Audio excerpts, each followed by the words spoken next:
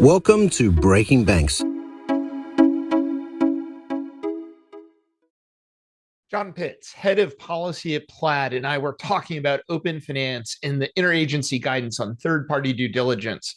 Now, I'm sure these are hot topics in your house like they are in ours. So, hey, we thought we'd record some hot takes. Well, in the time it took to ship out some hot sauce, the Federal Reserve Bank decided to do its own hot takes and create a supervision program for novel activities. How novel of them. We had Jonah Crane, partner at Klaros Group, former regulator in residence at the Fintech Innovation Lab, and longtime regulator at the U.S. Department of Treasury, join us. Dara Tarkowsi, partner at Actuate Law and host of the Tech on Reg podcast at Provoke.fm, was my co-host for the first half. Now, if that wasn't hot enough, the second half brings on Frank Rotman, co-founder of QED Investors and 5 times Forbes Midas Touch investor. And we talk about building in the upcycle versus building in the now cycle. Frank brings Scotch bonnet level heat. I've had the pleasure to learn from this self-proclaimed fintech junkie for over 20 years. And guess what? He still astounds me with new insights. Listen up and grab yourself some hot sauce. So when we started planning this show, it was around some FTC stuff, OCC and FDIC's interagency guidance on third-party due diligence. That stuff is such old news at this point of what has transpired over the last 2 months. I don't think we can dissect it any further, but it really does raise a fundamental question, which is, this is a very different environment and set of behaviors than we've seen from regulators in quite some time. And John, this is, what you deal with on a global basis. But I'm curious, am I just feeling it from the fintech and the bank side where they're feeling the pressure? Or how are you thinking the approach by the regulatory bodies is shifting? Yeah, it's a great question. And I think there has been a shift, but I think that shift, and we'll talk about it a little bit here because I think there's different opinions in this group, is downstream of consumer and market shifts. So what I'd say we've seen at Plaid over the last 10 years, but especially the last 5, is a dramatic change in consumer behavior in the direction of much heavier use of fintech. We've got 80% of consumers are now using at least one fintech. Over half of consumer loans are originated by a non-bank. We are getting close to over half of mortgages originated by non-banks. That's a dramatic change in the landscape. And most regulation still assumes a world where, you're going to your bank branch run by George Bailey and filling out a form on a piece of paper, right? And what I think we're feeling right now is a little bit of that rubber band having been stretched as far as it goes. And now the regulators are taking swift action, sort of recognizing that fintech is now a permanent and critical feature of consumers' lives. They're saying, okay, now we need to sort of make sure that that fits in our regulatory perimeter. And I think that change to a lot of fintechs feels like a big dramatic shift. I'd also say that it's an opportunity in that the fintechs who want to sort of front run that and get ahead of that world and not just sort of run from regulation forever have a huge competitive advantage here in meeting their customers' needs, but also meeting the needs of regulators in this new world. I applaud your optimism. I'm so sorry, but I feel like, so from where I sit, I represent lots of clients. I represent banks, I represent fintechs, I represent data brokers, other participants, in the consumer financial services space. And for me, part of me feels like if that was really what they wanted, if they really wanted to try to keep pace with the technology and meet the consumers where the consumers already were, they wouldn't be taking initiatives to sort of get rid of the Office of Innovation or stop a lot of initiatives that they had previously, initiated during Director Craninger's, tenure at the CFPB. So unfortunately for me, I know that the rhetoric that comes out of a lot of the regulatory bodies sounds right, but in practice, it's not really what they're doing.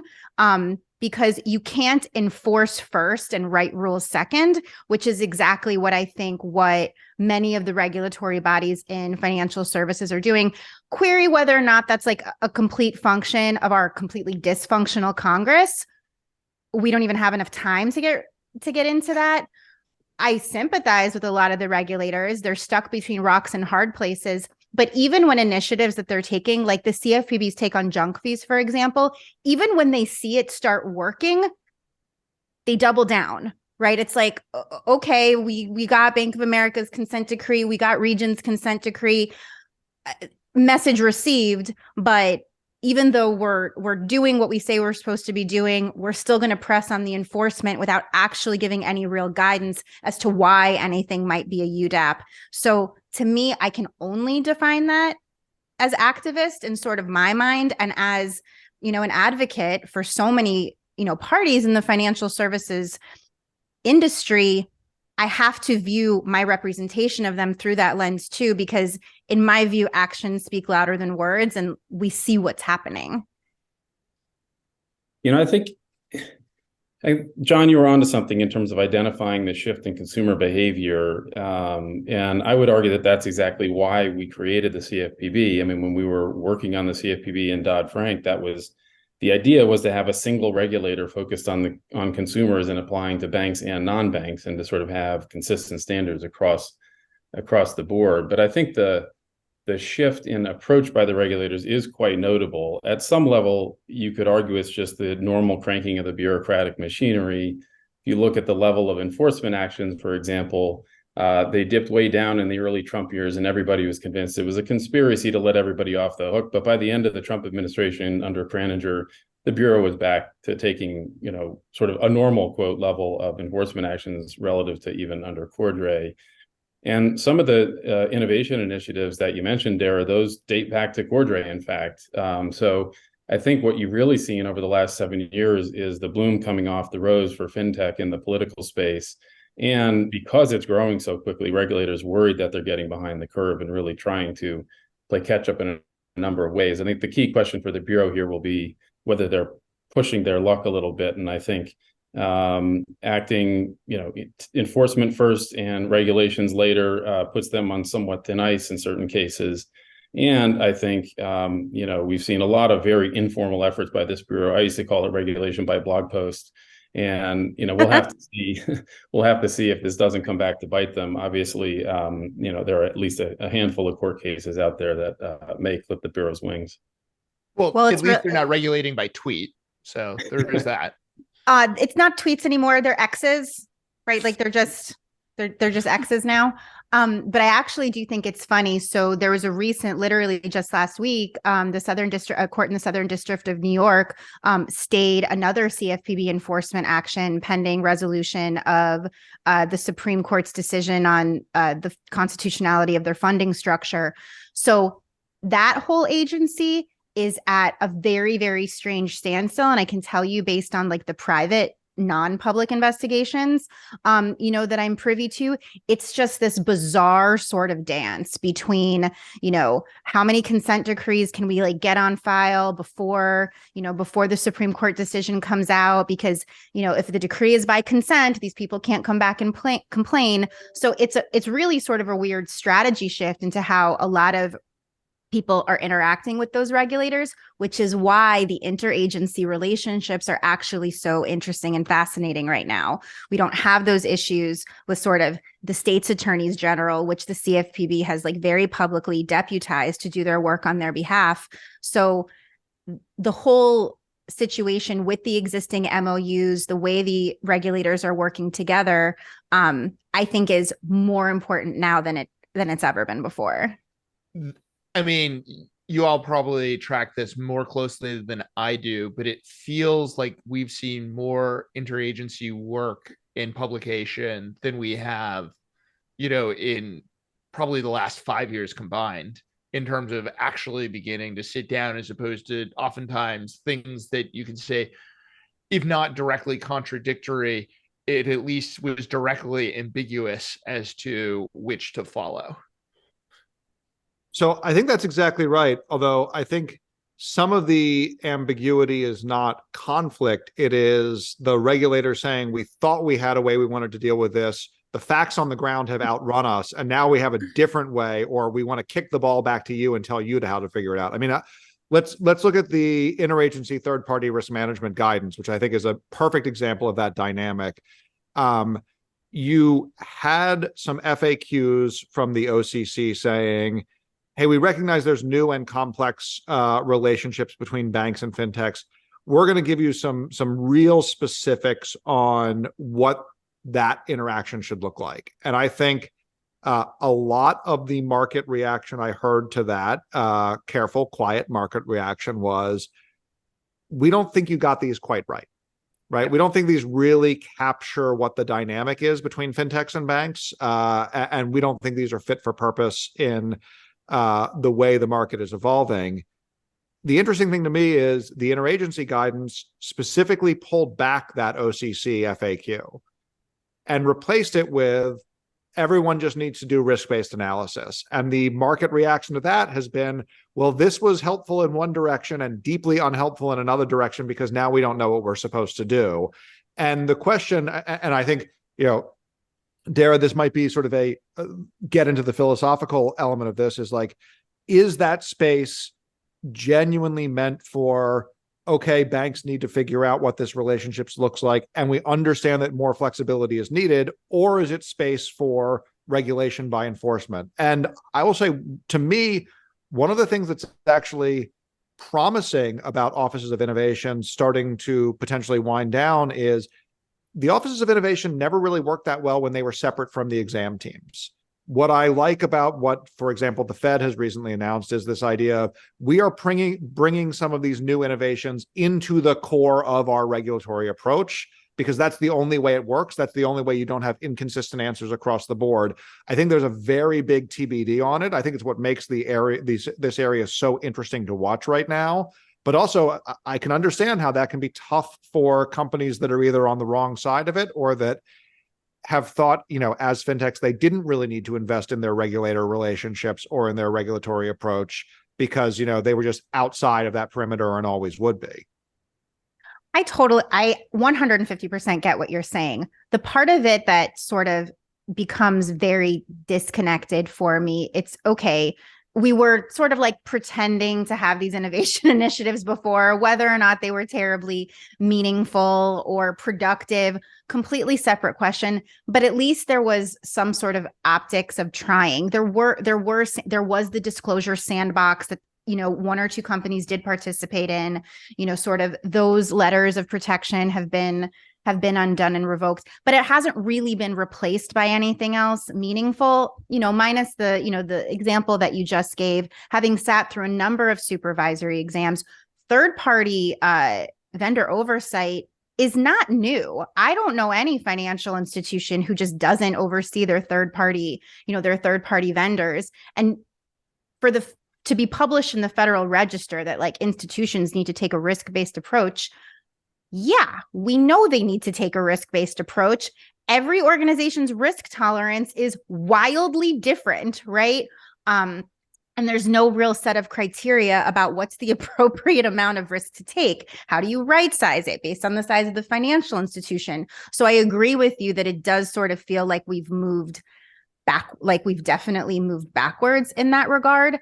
And I also sort of, as someone who has worked for over a decade on the legal and compliance side in the space, it sort of presupposes this notion that there's nothing being done or that a fintech or another participant isn't otherwise regulated, which everyone who's on this show knows that's nonsense. It's beyond nonsense. So many fintechs, instead of being able to have national licensure and registration, are playing sort of like the 50 state whack-a-moles with all of the different licenses that they need, money transmission licenses, lender licenses, mortgage licenses, whatever it may be. So they're not just regulated once, they're regulated 50 times.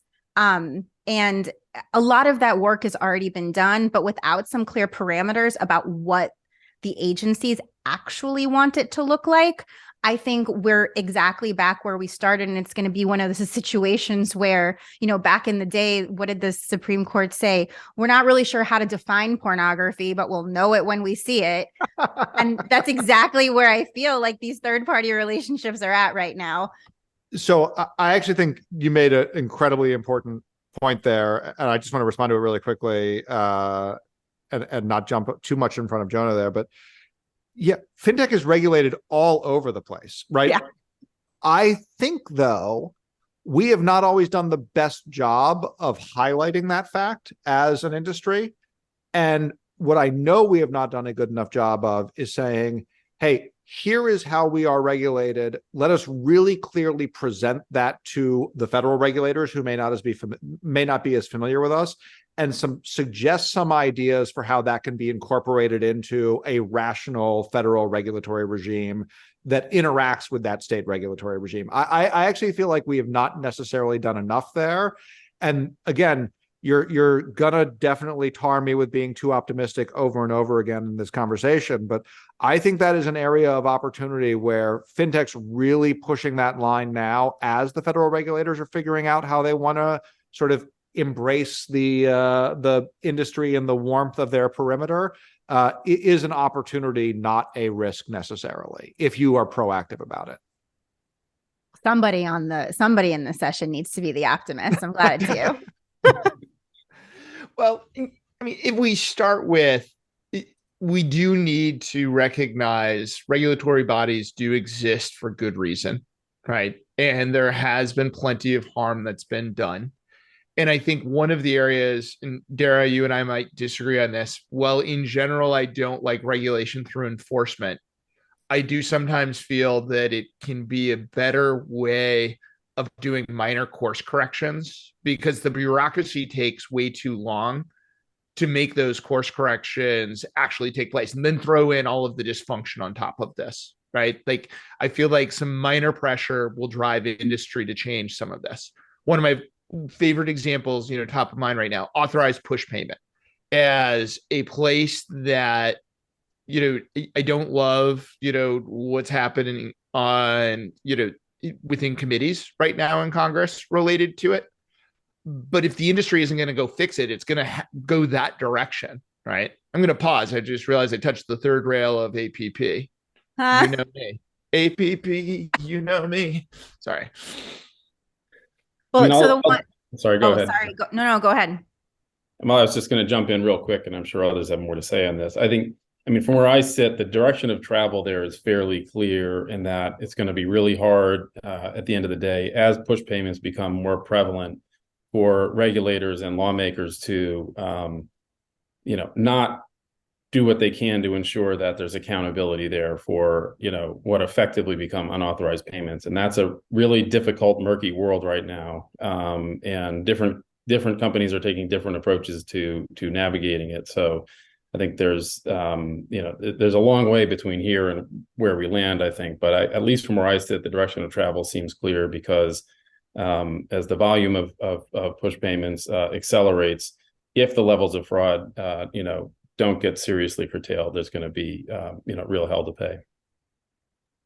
And Jonah, I think it's more than that. We talked earlier about sort of the regulators are responding to something here. Like, we were all watching, I'm sure, what happened with Zelle last summer, right? Where like you hit a critical mass of consumer complaint and consumer concern on push payments, and suddenly it is no longer hey, the industry has an opportunity to solve this. It is the blunt tool of Congress and tweets or X's, Dara, and CFPB blog posts is going to come up with an answer, and it's probably not the answer that is optimal for everyone, but you're going to get an answer. And so, like, Plaid's approach in thinking about this on these payments is, we need to be thinking now about what the fraud prevention tools are for when that critical mass comes, including what the right regulations might be, because if we don't think about what those solutions are and what the right consumer protections might be,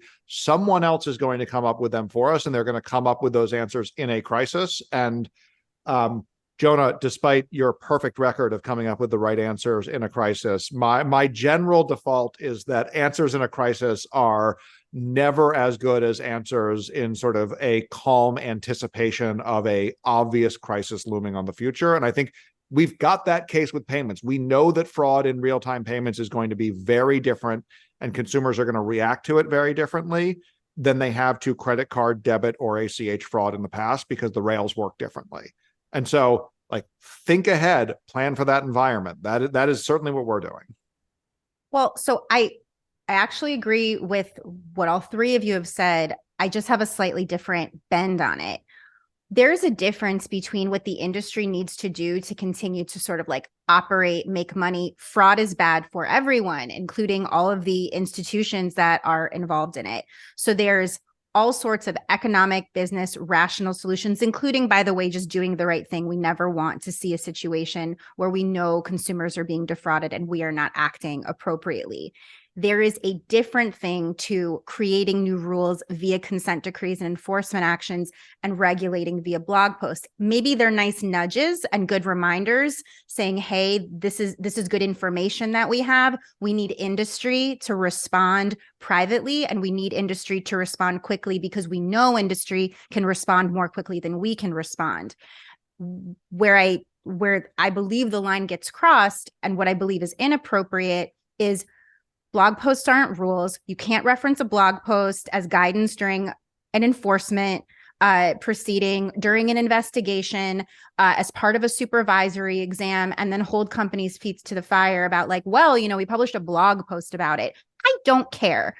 You want to enforce laws, you want to enforce Reg E, you want to enforce UDAP, fine. But then you also have to enforce, the Administrative Actions Act and all the other rulemaking processes that you as an agency need to go through in order to make what are good ideas actual rules and regulations that you can then hold companies accountable for. I don't appreciate, as a legal practitioner, I don't appreciate the step skipping. And those are very, very important steps. And Congress put them in place for a reason. So that's the part that sucks. I don't mind a good nudge every now and again being like, yo, if you're not doing this, this is a really good idea to do.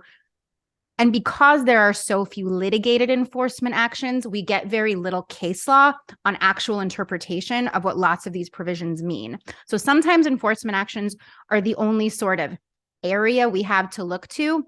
But I would also bear in mind that these are prefabbed, highly negotiated agreements that are supposed to look a certain way for the general public. So it's not actual legal interpretation. This is not a judge or a jury saying this is what the law means. Nobody's done that. These are two private parties who've decided what they want to agree to in a specific order.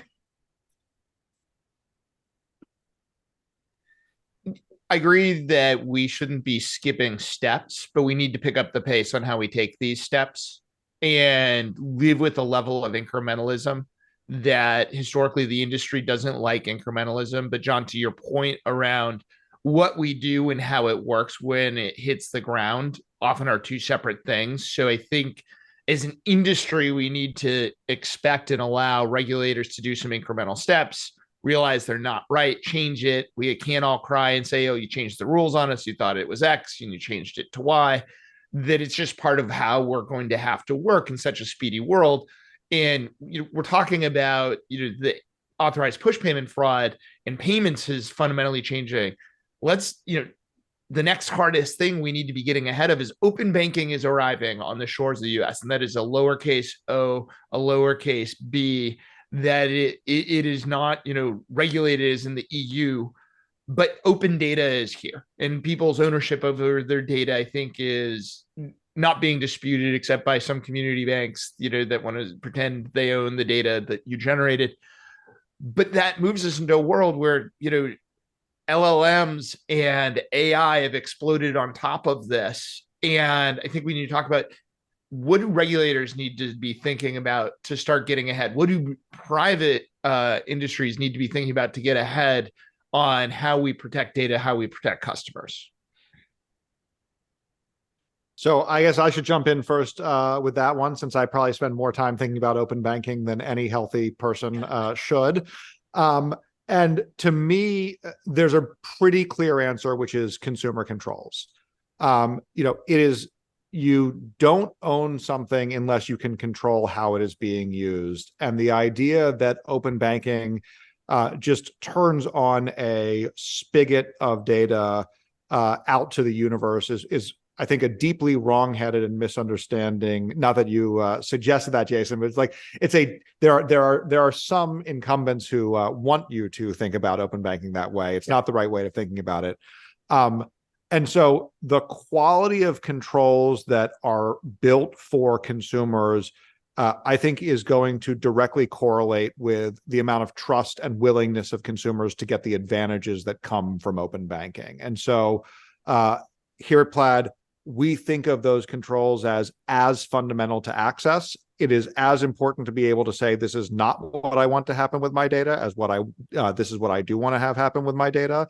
And I think when it comes to sort of some of the bigger AI boogeymen or the, where is the data going to go?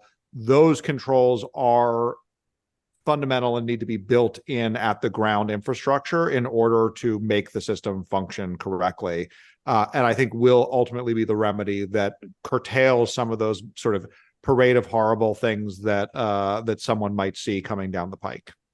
Yeah, John, as you know, I mean, I fully agree that consumer control is sort of the touchstone here. My sort of lame phrase about it has always been that we need to figure out how to put consumers in control without putting them on the hook. So how do they control their data? But, it's not sort of, well, you're on your own if something goes wrong, right? There still need to be accountable parties all down the chain. I think if you think about that basic principle and line it up to, this new world of LLMs, just think about the recent Zoom example where, Zoom, we're recording on Zoom and Zoom changed their terms in ways that suggested they could use any data used in a Zoom context to train their models and so forth, right? Now, I guess technically users would have consented to that because it would have been included in, some dozen-page, fine print that they clicked OK on. I think the question is how, in particular, with respect to financial data, how granular do we want those consumer controls to be, or how do we set up, a set of rules or principles that, articulate a line, right? So I, the consumer, agree to share my data for a particular purpose. What are the broader use cases? Can some parts of my data be used for example, to train an underwriting model? Can it be done on an anonymized basis so that some of my data can be used, but not the PII? I think we have to figure these things out, and we have to figure them out in a hurry. The Bureau has their 1033 rulemaking coming. That's good news. But I think the collision of this, sort of proliferation of open banking, which I think has been a good thing and really a catalyst for just an enormous amount of innovation. But in a new world of LLMs where I think the desire and the incentive to hoover up a lot of data are just expanding, I think it'd be a good thing to get on top of. Oh, Jason, you gave me an opportunity to talk about terms and conditions and disclosures and consent, and I've gotten so excited. Get ready, everyone. So there has been so much stinking litigation, case law, and argument about the adequacy of disclosures for consumer protection purposes generally. I think the running joke is that they're mandated, we have to have them, and we know that they don't work, right? So that's fine. We're going to go ahead and check that box, fully well knowing that they don't actually inform consumers or protect them. But part of the way I think the general shift in privacy regulation and legislation, which is completely, it goes hand in hand with every open banking conversation I have with every client, really stems from the idea of, as John said, choice and control. So if we break out disclosures, and even if, Jonah, we can't get to the point where we're as granular per piece of data, what we can do with what, there are ways that I've advised clients to sort of break up, and rather than putting together these long multi-page contracts of adhesion, as some plaintiffs' lawyers might call them, making those choices quite affirmative, right? Affirmative disclosure, affirmative choice and consent. And I know that, UI and UX teams and developers hate this because it creates friction in process. And I know that that's the constant sort of battle and balance that we're trying to strike. But we can make them pretty and we can make it clear. And we have to sort of take more of a European GDPR sort of approach as to what you can and cannot do with my data. And then with those types of disclosures and protections, regulators actually have very, very little that they can then later push back on. It's like, we could not have made this easier. And I try to think about it and like marry that nice user experience with actually getting them the information that they need, rather than have it be just like some page that's buried, in the footer of your website so they can go read, an 87-page privacy policy, that some lawyer, charged an arm and a leg to draft for them. But that doesn't really sort of get the job done. The unfortunate part is that, like, we know that already. We know that disclosures don't work. So we've got to figure out a different way to do it, because it's actually better for everyone. It's clearer for consumers, and then it offers companies far more protection than they otherwise would have had with some of the basic published privacy policies. I would argue the only losers in that case are the lawyers that have all of the fun of both creating the 70 pages of disclosures that nobody actually can make heads or tails of, only to get to it was found to be insufficient because nobody actually understood it in the first place, and therefore now let's actually go battle that out. Well, you're assuming that lawyers like to have fun, and with the exception of me, I don't necessarily know that that's the case. I think there are definitely too many lawyers and recovering lawyers on this call as it is, but I will say, Jason, like, you made an important point there, which is Director Chopra has also said he wants the 1033 rule to be a rule that you don't need lawyers for. Like, very explicitly said, I don't want anyone hiring lawyers for compliance on this rule. And what that suggests to me is that, he's thinking about things. I would never say a regulator is thinking about the same things the way we are, but like, it aligns with our approach at Plaid, which is, there are immense benefits for consumers in open banking. Those 100%. Benefits will only be realized if there is trust in the system. And that trust depends on consumer control, consumer choice, not on 70-page disclosures. And so build to the environment that builds that trust. Don't rely on lawyers to get it done for you. Yeah. The head of product at Mantle, the account opening software, Colleen Wilson's a good friend, former neighbor in Chicago. When she took the role, calls me up, she goes, I need to get smart on all the banking compliance related to account opening. I'm like, what do you want with that? She goes, I'm putting together a training program for all of my product managers. And my mantra is going to be, if it's not compliant, it's not actually a product. That instead of we define and design beautiful user experiences and user UIs and then go fight with compliance about what needs to be added to it, she goes, we're breaking that. She goes, compliance needs to be embedded into the product itself. Well said, Colleen. Well said, Colleen. You didn't well even said, know. Colleen. And I don't even think she's back from maternity leave. So let's go blow up her Twitter. As we bring this to a close, I want to talk a little bit about we hit how regulators have changed their stance towards being proactive. And John, you hinted at this, and I think it is worth driving. Let's go around the horn and talk about how the industry needs to be thinking about the changing stance and how technology is impacting that, how the change regulatory stance has changed that. Jonah, why don't we start with you? Sure. I mean, I always start from the same place, which is you have to try your best to understand what the goals the regulators have are. What are their statutory missions and statutory objectives? What are the priorities that the regulators have laid out? And these things are going to happen in, long-term, sort of long-term waves and short-term waves, right? And as a company or an industry, you have to figure out, listen, if there's a long-term wave coming our way, how do we get ahead of it? Much to the point that John was making earlier. And if there are some short-term waves and they're unfavorable for the industry, it's more, how do we survive this and get through this and sort of live to fight another day? And I think there are, some of the issues that we talked about today are more in the nature of sort of long-term, I think just clear first principles regulation, right? So third-party risk management. The principle is that the bank is always going to be, at the end of the day on the hook for the activities of their service providers. That's a longstanding principle. It's not going to go away. So, figuring out how you ensure that you are acting in a manner consistent with that would behoove you.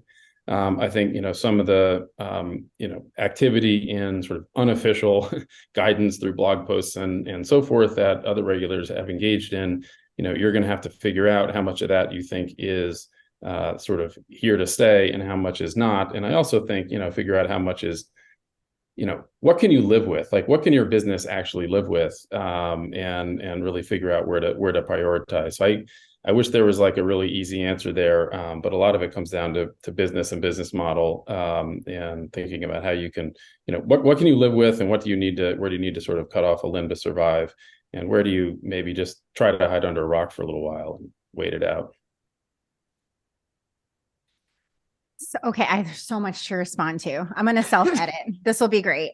So I think that what I would start by saying is that so much of the time, legal and compliance are sort of viewed as obstacles to business units. And I think it's just very important for all stakeholders in a company, including compliance and legal, to remember that like these are not charitable endeavors, right? These are organizations that are designed to be profitable and fuel the economy and provide very valuable services to hundreds of millions of people, and they're necessary for our economy to keep functioning. That being said, if you listen to every single thing every lawyer and compliance person tells you, you will be out of business. So going back to what Jonah said about figure out what you can live with and figure out which limb or finger or toe you can spare, that's really exactly right.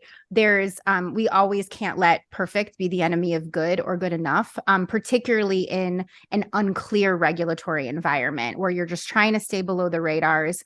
And just the general first do no harm principles. Nobody is here. Nobody here, and I mean like physically here on this call, is trying to do anything to harm consumers. There are true bad actors out there, and part of me really wishes the regulators would focus on those true bad actors, not companies who are legitimately trying to get it right, but may misstep, sort of on their way to trying to do the right thing. Keep an eye on, sort of the regulatory guidance, and those blog posts are terribly interesting, even if they're not binding, to just understand what's sort of on the regulators' top of mind, to just be aware if you do get, your 60-day exam notice, or if you do have, other examinations coming up, you need to know sort of what the chatter is all about. And then really, use your legal teams as your advocates in those situations. And even if they're not physically there, use them as puppets behind the scenes, because the things that you do and say during those processes make a world of difference. So I guess I'll bring it home by trying to drop a little bit from the philosophical to the practical, and just sort of looking at the world as it is and what we've seen from regulators. I'd say you can draw the following conclusion. Fintechs and banks are now fully interdependent on each other.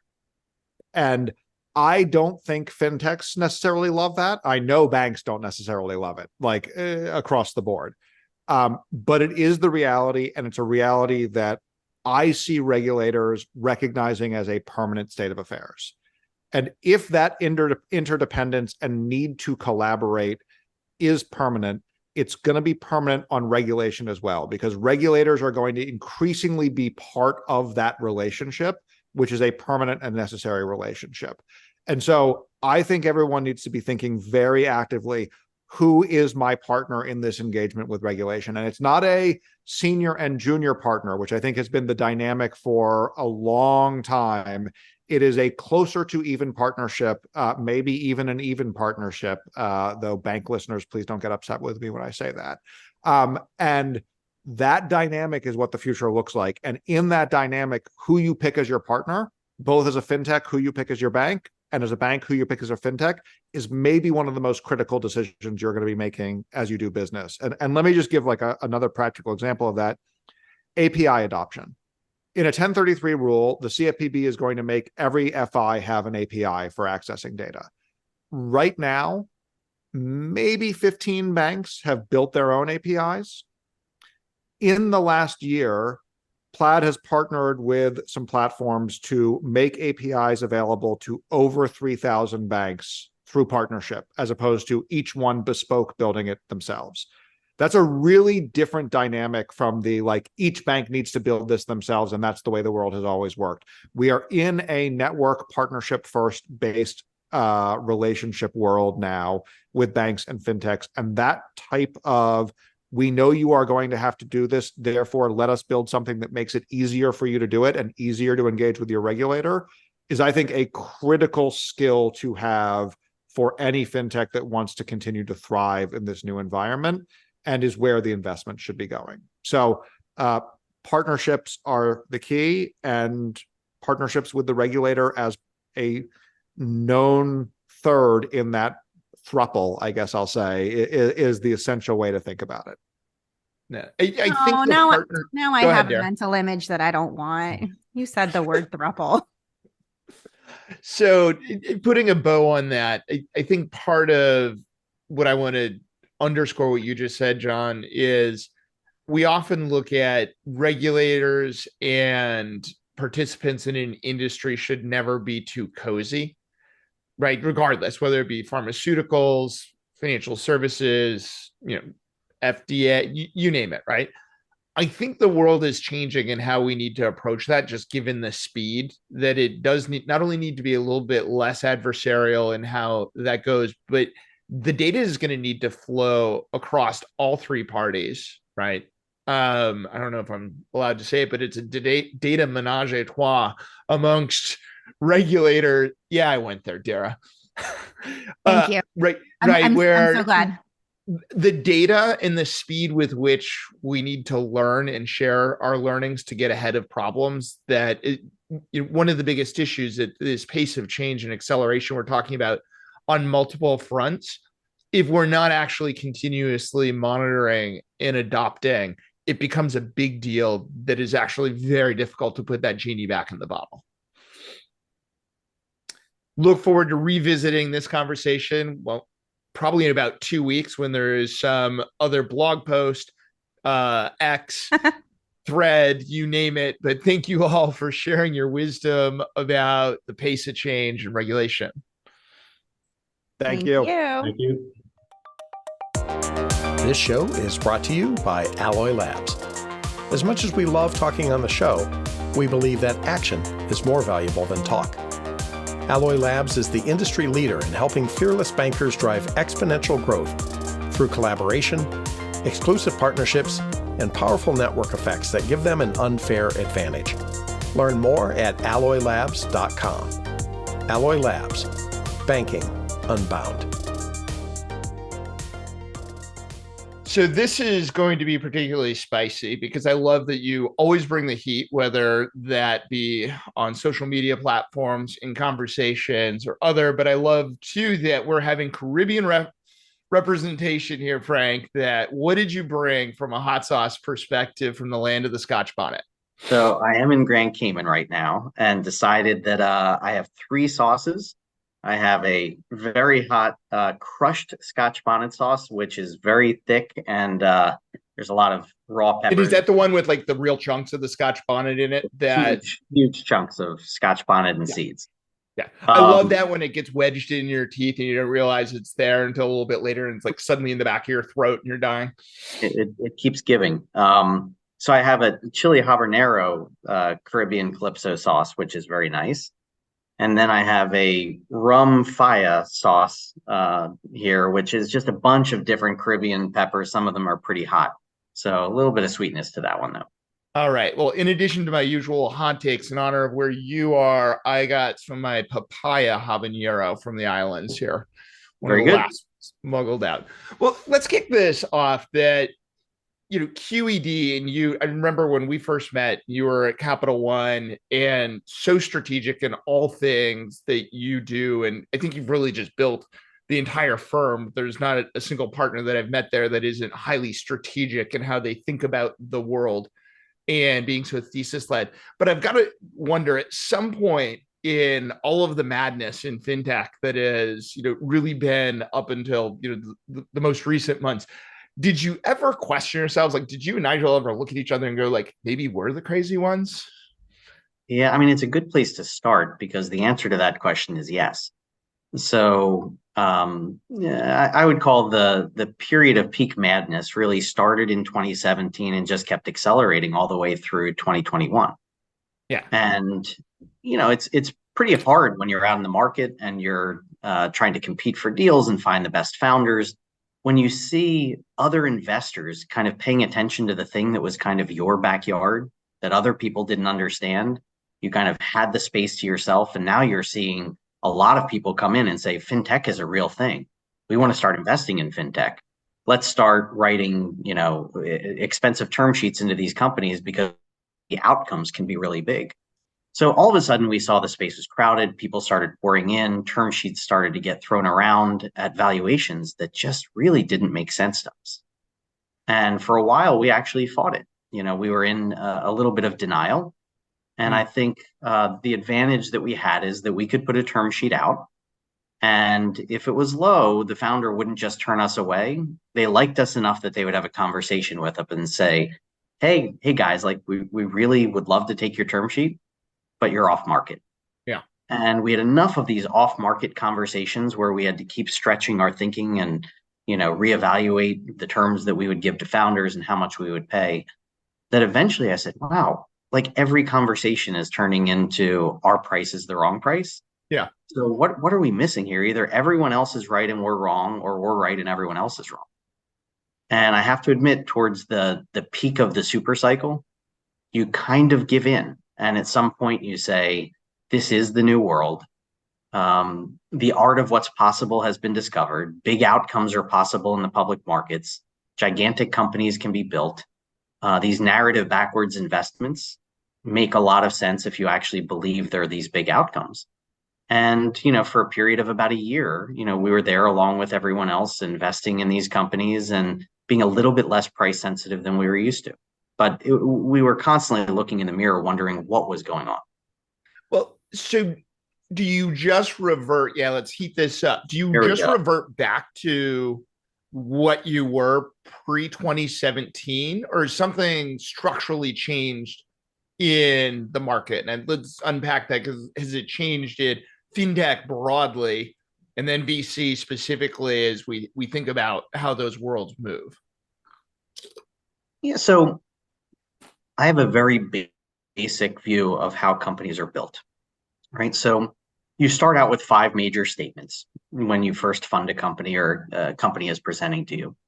You have a problem statement, you have a solution statement, you have a go-to-market motion statement, you have a founder or founding team market fit statement, and you have a financial statement, right? Like those are the 5 big things that you're trying to actually figure out with the company. And the financial statement is basically this magical thing that if all the assumptions in it come true, you build this amazing business. Yeah. So the goal is for as little money and as little time as possible to prove out whether you're on track or you're off track to building that magical business. And I think one of the big differences in, kind of the past, then we went into super cycle and now we're in this new world. But the difference was in the past, there was a lot of discipline about turning over cards, making sure your learning agenda was very solid, making sure that you were de-risking businesses in stages. And, there was this nice hovering personality that was hanging around called Darwin. And if you ended up generating what I call anti-proof instead of proof, so you did something and it came out, on the wrong side of what you'd like to see, you generated anti-proof that said something isn't quite right with this business, or something isn't quite right with how we've configured it, or how we're attacking the market, or how we're presenting our product. And if you had enough anti-proof, the business would die, right? It wasn't able to attract more funding. It wasn't able to sell itself, like you had anti-proof. But if you were de-risking a business in stages, you would be generating proof that you are on the right track to building a magical business. And I think there is just a lot more discipline when you go back to the early part of when we started investing, which was 2008, to peak madness, where everything was narrative based. Yeah. It was describing the outcome and then saying, this is a big company, therefore we deserve more capital. It was playing a game of, I'll call it revenue arbitrage, where if you had twice as much revenue, you were twice as valuable a company, regardless of how hard it was to get that doubling, right? So there were all these things going on that just enabled Darwin to go on vacation for a while and then have money pour into the ecosystem and continue justifying putting money in the company by being a narrative backwards, view of what could be built. And it feels like Darwin isn't just back. The Grim Reaper has arrived, for a lot of this. But what happens to some of these narrative-based companies that raise massive amounts of capital at too high of a price? How does that play out in your mind? Well, a lot of it depends on if the bones of the company are good and if they raised enough money at the right time that they're still sitting on cash, right? So there are going to be companies that look very much alike, but one of them raised, before the world corrected, and the other tried to raise money after the world corrected. The first one might be able to survive, and the second one might not. Could be almost identical company, but if you're sitting on cash, you have a lot of flexibility on what you can do if the bones of your company or the bones of the idea that you're building is right. So a lot of companies, like as soon as the global memo went out that we're entering a new world, which went out, a year and a half ago or so, to just everyone in the entire venture ecosystem, everyone got the memo and said, well, we've got money, we have a business, we have people, we have customers. How do we reconfigure all of this to make the money last longer, try to outlast this environment, try to earn our way into our last valuation, build a healthier business, and again, just in some ways kick the can to see if things are going to change. Yeah. I mean, there's definitely a flight to quality around the metrics that matter, right? Not just about addition, grow at all costs. And I think one of the things that astounded me, and I still look at the market and I kind of scratch my head at, and Shamir and I actually talk about this like grumpy old men quite a bit. If you look at, we launched Perk Street with $6 million. In fact, it was a 3 million first tranche, a 3 million second tranche. And now you look at these neobanks that are sitting on top of completely different rails, infrastructure that was not available to us. And they still say, oh, first round, it's going to take us $25 million to get products out. Have we just lost the efficiency or the grit? Why does it take so much more money when the infrastructure is so much better? It's a really good question. There are a lot of different answers at the individual company level. But if you really think about the minimum size team that you need to accomplish a mission, that's the team that you should have when you first start out. And I think what the super cycle unfortunately taught founders, and I think the venture community was encouraging it, was to actually have a lot of ambition all at once. Right? So if you think about the old way of building things, you would stage your ambition. Right? Yeah. You would have to build a company in stages and say, okay, how much money can I raise? How much can I learn with that money? How do I do it efficiently? And then if I emerge from the other side of investing that money as a different company because we've de-risked, will that be attractive enough for the next round of capital to come in to basically put a new learning agenda in place and de-risk another stage of the business? So a lot of these early teams that we founded, it was, a CEO, a front-end developer, a back-end developer, probably a generalist project manager that was working with everyone or working with getting vendor contracts signed, and then maybe some specialist depending on what the company needed around compliance or legal or, fill in the blank. But you had these teams of 4, 5, 6 people. And, with that team, you could get really far with very little money. Now, one of the things that's different, and you probably remember this, we had companies where there wasn't a single person at the company that was paid more than, $70,000 or $80,000 a year for years. I remember that. Yeah. Money can go a lot farther when you're not paying people a lot. And, the early teams were motivated by the mission, motivated by the equity, not motivated by maintaining a lifestyle that, was very different, than if they were working a corporate job. Times are different. Things are more expensive. Like you can't just say live off of nothing. Like living in San Francisco now is more expensive than it was 15 years ago. Yeah. So the world has changed. I think labor costs have gone up. But the biggest problem is I think a lot of companies, they've trained themselves to invest in multiple S curves at the same time. And if I think about the biggest mistake, I think that was made during the peak of the super cycle, it was having enough free flowing capital that teams felt like they can invest in lots of things in parallel and hire the teams to go after it, which, by the way, minimizes your chance of success in any one of those S curves. Yep. Right? It's a distraction. You end up burning a lot of cash. Your talent is spread very thin. Like, there's a lot of reasons why you shouldn't, work on lots of S curves at the same time. And I think that when the fintech cycle started back in 2008, no one had that option. So every single last person and every single last dollar spent was spent wisely. Well, I like to call this the competitive advantage of desperation. So a lot of the incumbents aren't desperate enough to go try and leap to the next S curve because they're busy riding out the curve that worked for them really well.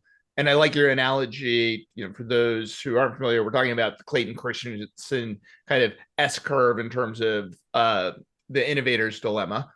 But this idea of going after multiple S curves simultaneously because you didn't have to be desperate and worrying about that cash running out actually gave you laser focus on what do I need to do to de-risk things.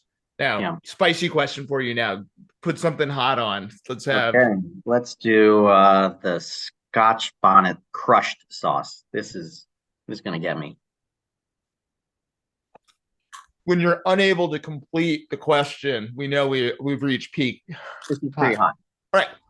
So now you have businesses that had too much ambition, were pursuing too much. And now they're sitting on a lot of capital, but they also need to figure out what the business is. How do you actually go back and say, what do I actually need to go do? Because I sold this big vision, right? And it was spicy and people bought it. But now I actually need to go de-risk. How can I actually go back in time and kind of walk back my ambition to prove out what I really need to do? Well, it's very, very challenging because of, I'd say, a behavioral element of how people just naturally are. And it revolves around anchoring to all-time highs. So if people that you're surrounded by, and that includes investors, that includes your management team, that includes the employees, if they anchor to all-time highs, it's one of the most dangerous behaviors and one of the most limiting behaviors, that you can have as, an intellectually true individual that's trying to achieve big things. Anchoring to all-time highs becomes a crutch. It creates depression. It creates negative thinking. But the reality is you've got to look at what you've built. You've got to look at what you've learned. You've got to understand where you can go from here and how you can build from what you've built in the past. It's not about trying to regain the all-time high as quickly as you can. It's about just being a realist about what you've learned and what you can build. So the first thing is a little dose of medicine about saying, okay, this is the new world. Like, this is the cash we have. Either our business is or isn't attractive to bringing in new capital. If it's not attractive to bringing in new capital, I have to actually move the peas around on the plate in a very different way. I have to refactor my business model to do fewer things with fewer people and do those things well. And your goal is to describe a new path and anchor yourself against a new starting point, which could be an entirely different business, or it could be just a subset of the businesses or the things that you're pursuing and as a whole.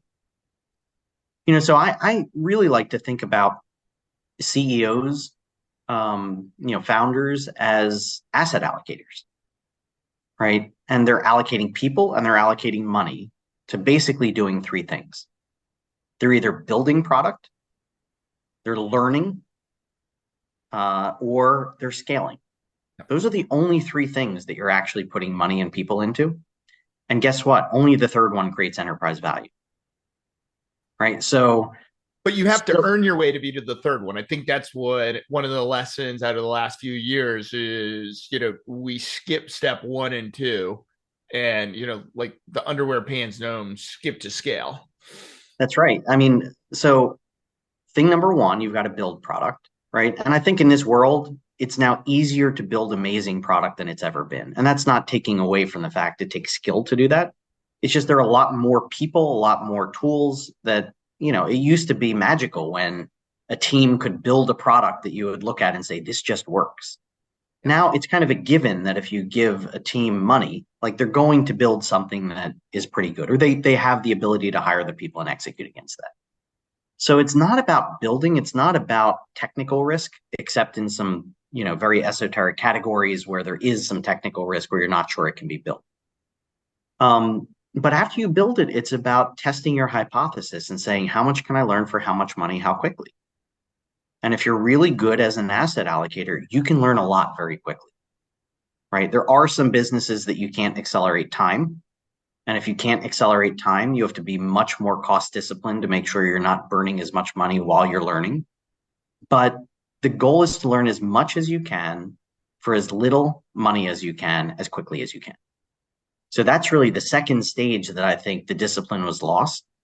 And then when you find something where you can scale with positive unit economics, like you've learned that you have a product that people want that you can manufacture at a lower price than you can sell it for, then it's about finding deep scalable channels and literally backing up the truck and putting money into those channels in a disciplined way, right? To make sure that you're not overspending and that you have a handle on the economics. But that's where you start generating economic value, the enterprise value for everyone. So thinking about some of the businesses where you can't accelerate time, lending jumps out at me, right? Like the quality of our model and what we think, it will look like, you just can't accelerate. You're fond of saying, lending the money out is the easy part. The getting repaid is the hard part. How do you actually test, some of those things where you can't accelerate time? Or thematically, is it something to say, hey, these should not be venture-backed businesses, like startups just shouldn't play there? So I wouldn't go so far as to say startups shouldn't play there. You just have to build them in a very different way, right? So there are certain companies that have different components to the business model that are very important in aggregate, but they could be learned separately. Okay. Right. So you can think about the front end of the machine, the middle of the machine, and the back end of the machine. The front end of the machine is about finding customers. It's about, is there demand for the product? It's about finding channels that you can originate at a price that you think is reasonable relative to the value of the customers. Right. And there are a lot of businesses where you can learn the front end of the machine, learn about reducing friction, learn about funnel management, learn about what you think it will take to get a customer onboarded, independent of the other pieces.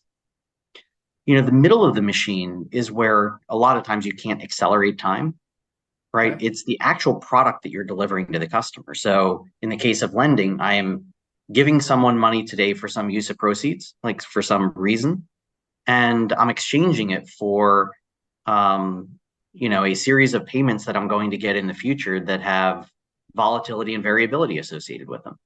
And if the loan is a 3-year loan, I'm going to get paid over 36 statements, 36 months. And for me to learn whether I'm getting repaid the way I think I should get repaid, it probably takes me 20, 25 statements to figure out if I'm on track, to get paid for a 36-month vintage. So I can't do anything about that except build the lowest cost infrastructure from a burn standpoint while I learn. Right? I can learn more about the front end. I can learn more about bringing in good customers. I can learn that a lot faster than I can about the performance history in the middle of the machine. And the back end of the machine is about retention. It could be about, in the case of prop tech, it could be, do they buy the real estate at the end? It could be, anything, but a lot of times there's a back of the machine. And the back of the machine is something that you typically learn about much later. You build up big customer bases and then you see if you can cross-sell them things, or you see if you can retain them at different levels, or you can get them to spend more over time. Again, those are things on the back end of the machine that you can learn later. So I think it's just important to understand these things and to make sure that you're bringing in capital at the right pace, where each time that you bring in capital, it's because you've de-risked the business. And now you're describing a very different business that has proof without anti-proof that you're on the right track. So one of the challenges in this new world where infrastructure to build these businesses is much more available, and finding a BaaS bank, you can't pass a bank without tripping over someone saying we're getting into BaaS, right? And the ability to copycat, right? To say, hey, I want to actually skip through. I can look at what Frank's built on the front end of his machine and copy that and skip right to the second half of the machine. Is it making it harder to be the first mover? Is the second mover advantage, the benefit? I think quality of team matters. I think everyone's solution statement is a little bit different, but execution matters a lot. We say that all the time. I'm not a big fan of moats. I don't believe they really exist. I think that however fast it took you to build a business, someone else can take you down in the same amount of time. So I actually like doing the difficult things. If a business can be built in 3 months, I just believe it can be torn down so quickly that you've got to worry about copycats and leapfrogs and everything that comes with it. But if you describe an operationally intensive business, one that requires learning cycles, in some ways you're building some level of a moat because it just takes time to figure out what you need to figure out. Yeah. So I think quality of execution matters, and some of the shallow wrappers that you put on top of things, they don't necessarily have durability unless you're doing something difficult. What's the most difficult area that you're focused on now? So I would say there are a couple of very operationally intense businesses that we backed. So we have a business called Mind, MYND, that is a property management company for single family rentals, right? So the SFR space. And they're basically, you can think about AWS, but for prop tech. And AWS rolled up, a couple million cost centers into a single profit center. And they had a team that knew how to do hundreds of steps better than the individual teams could do them, within the companies. So they were able to deliver a product of higher quality at lower cost at the same time, and ended up dominating the space. A lot of these AWS competitors are doing the same thing. Mind is doing that for property management, right? So property management has hundreds of steps involved in doing it well. And they're looking at every single one of them. They're automating the tasks that they can automate. They're adding technology where they can to make things easier. They're figuring out how to buy in bulk for the right products. They're doing all of the things to basically make property management a higher quality service at lower cost for professional sources of capital. So it takes doing hundreds of things well, which, by the way, takes years to optimize. And I like businesses like that because they're hard, right? They're challenging to build. And that's a great example of vertical SaaS, right? Which I know it's in vogue, but you guys have been doing vertical SaaS before that was a thing. How do you wrestle with the challenge of the more narrow the vertical, say like single family rentals, right, is a pretty narrow vertical within prop tech, which means you can go deep to do the 100 things right. But the more narrow the vertical that kind of gives you your mode of things to do right also means, total addressable market becomes the challenge. How do you start to think about, the tension between TAM and focus? Yeah. I mean, in the prop tech world, even these slices of the ecosystem are gigantic, right? I mean, we have a client at Mind that wants to put a $5 billion buy order in for buying properties for them to manage. Like, it is a gigantic space. Yeah. But your point is well taken. A lot of these vertical SaaS or just vertical opportunities in general, they don't have to be vertical SaaS. They could be vertical specialty finance. Yep. You're really trading off being able to understand a problem incredibly well and have built for purpose software and processes that work better for the industry, and you're trading it off against TAM. Now, hopefully you're also trading it off against how many competitors there are. So you have a chance in some of these highly verticalized industries, to be one of a handful, like one of two or one of three, big winners that end up dominating the space. That's one way to actually square the circle for size. You also have the ability to extract more economic rent if you do more for the players in the space, if you've earned the right to actually do that over time. So a lot of times you can solve a single problem for, a player in an industry that then leads to permission. And I think about it as brand permission and operating permission to do other things, solve other problems on behalf of the customer. But the key is making sure that at least thing number one is a business in and of itself. One of the big changes between the old environment and today's environment is Act 2 and Act 3 businesses are really hard to fund if Act 1 does not make money on its own. Yeah, it absolutely. One of my first mentors in venture capital told me revenues cover a lot of sins, profits cover all of them. Yes. Right. So let's spin this a little bit, because one of these, it's not narrow enough as a vertical, but everyone talks about, oh, fintechs and banks are no longer enemies, they're friends. I'm going to come solve a problem as a fintech for the bank. And I know you have some strong views on, does that actually work? And part of that is the pace of how they work, others mindset, but I'd love for you to unpack that. So I think there are a lot of marriages that work really well on paper and don't work very well in the real world. And I think that's part of the problem with fintechs and banks trying to help each other. When we first started helping companies, we thought we would be the universal translator. Like, we would be the ones that understood how banks think. And we understand how, fintechs think. And they were just talking past each other. And if you had a translator in the middle, you could figure out, how to basically get these partnerships to really work. But it ends up that they have very different machinery, very different decision processes, very different pace of, how fast they move, very different incentive structures. And when you put all of that together, you have to find the right combination, or it's just not going to work. I always think about one of the differences between a startup and a large incumbent is that a large incumbent, if you're an executive managing a division within that incumbent, you can probably earn 90 to 95% of your bonus by saying no to everything new. Right? Like, just do everything that you signed up to do with the things that you are already doing, do them a little better every year, and you can probably earn 90 to 95% of your bonus. Doing anything new rarely pays for itself quickly. There's risk associated with it. There's a chance of failure. There's expense. It's using up people, right, in terms of resource allocation. So someone at a big company has to stick their neck out in order to say, this is something that I want to do because I think it fits into a bigger mission. At a startup, it's the opposite. Like, your goal is to get to yes every day. Right? If you can't get to yes every day, you might as well just close the doors. Like, you're just burning through cash if you get to no. So there's a huge difference in approaching problems.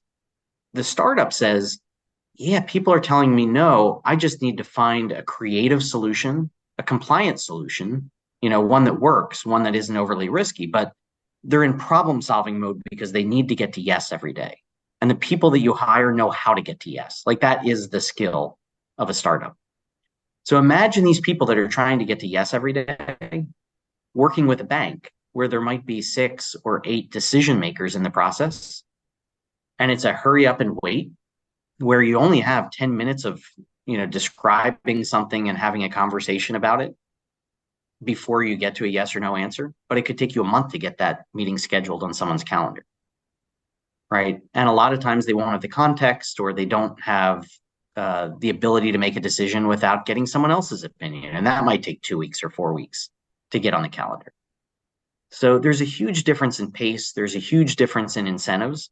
And I think that makes partnership discussions very, very complicated. Well, and I think this is, I can think of some very specific examples that we've looked at together where this entrepreneur takes the wrong signal out of the meeting, right? They think we were getting to yes coming out of that. And what they didn't realize is this was the first of 17 meetings in the course of 14 months to actually. And someone was being polite, Yeah, being polite. I think you know some of the examples I'm thinking of specifically. Where, though, does an incumbent, it feels like saying no gets me my bonus in the short term, but I'm building up an existential threat because I'm not learning about what the new world is I'm looking back at the old world. And I love the analogy that Lita Gupta had in her writing last week. I don't know if you read her stuff at Fintech Futures, right? But it's the light of the dying star, right? So if we're so focused and say, but look at everything is working great in banking and has for 117 years, doing something new, sticks my neck out. Should I not be sticking my neck out until I know the star's blowing up? Or if you're the incumbent, how do you think about long-term prosperity? Yeah, so there's the incumbent, which is a machine that's consisting of people and processes and incentive systems. It's not actually a single entity. It's a lot of parts and very complex. So to really unpack this question, you have to understand all of the details.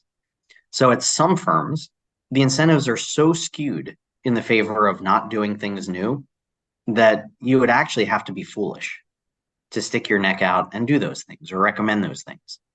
There are other cultures where it's actually rewarded, and people are promoted for delivering outsized returns on a division basis or on a annual basis. So you really have to understand the incentive system. You have to understand the people. And I think you're going to find people who don't always fit that are pushing the envelope on what an organization can tolerate. I actually think it was one of the skills that I had at Capital One, and it was not on purpose. I actually didn't care if I got fired, right? I just cared about getting to the right answer. I felt like I reported to the right answer. I felt like I reported to just constantly advancing the businesses that I was responsible for. And, because of that, I tried to get to yes every day, regardless of if the machine was trying to tell me the answer was no.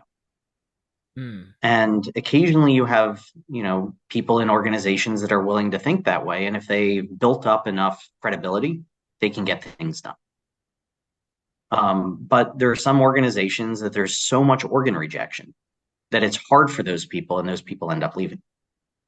So it's a very, very difficult thing. The other thing which I think is important while we're drawing some of these analogies,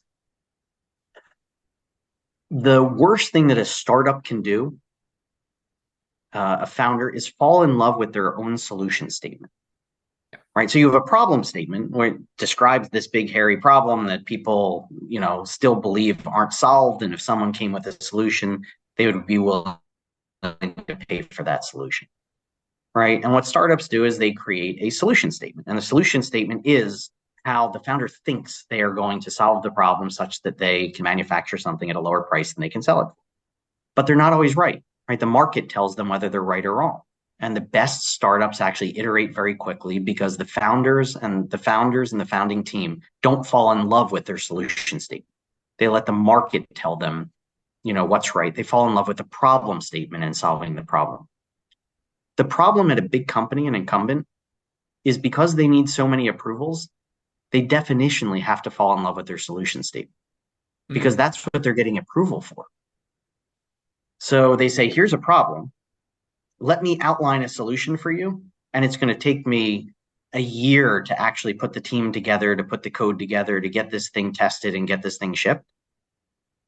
And they can't change because they're not getting market feedback along the way. And if they did get market feedback, they now need an entirely new set of approvals if they're going to change what that solution statement looks like.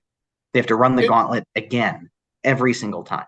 They not only need to run the gauntlet, but you actually, at the start of the gauntlet, have to say, I'm running this gauntlet again because what I told you last time didn't pan out.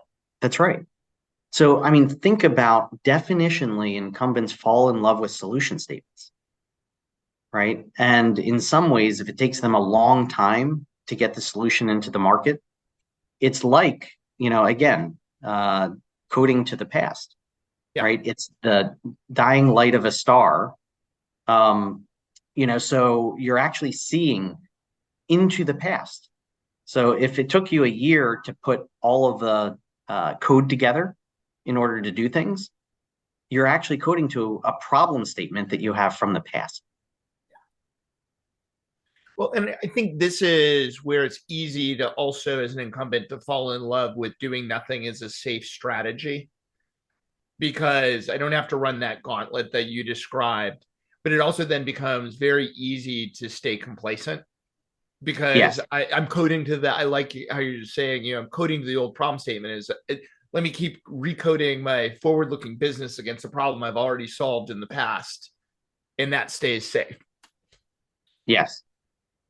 And again, they might be wrong, right? So if you end up being wrong, then you've spent all of this money, credibility points with all of the people within your organization, and then going back to say, we still like the problem statement, let's try again.